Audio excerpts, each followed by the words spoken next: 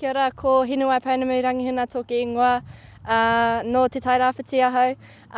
Ko tēnei wiki, hea mea whakamana I tō tātou reo Māori o te rā, he mea kia atu ki te ao, kia I tō tātou ahurea, kia whakakaha I a mātou.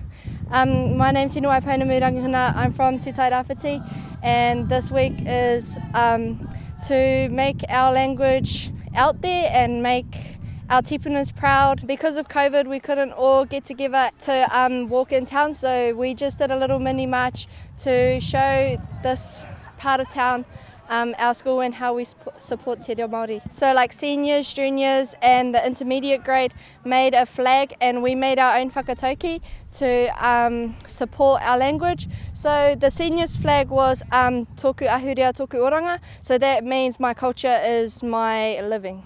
We have to remember o tātou tipuna I te tau 1922 I piki i ngā arapiki ki te whare miere ki te tautoko I tō tātou reo. In 1972, our tipunas, our ancestors, climbed the staircases to the whare miere.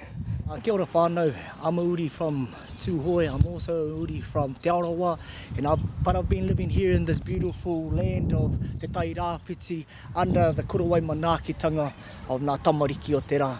I've been living in this rohe for over 35 years, and it's just been a privilege to be a part of this rani mokopuna that's been given by our Heavenly Father to us.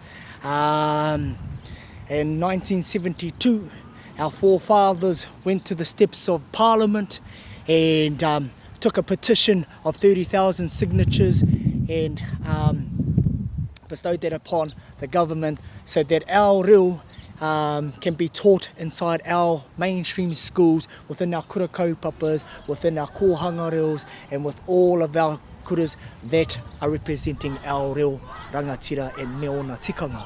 That's the reason why we are celebrating this day, and we're quite fortunate to be a part of this along with the rest of the nation celebrating our reo rangatira.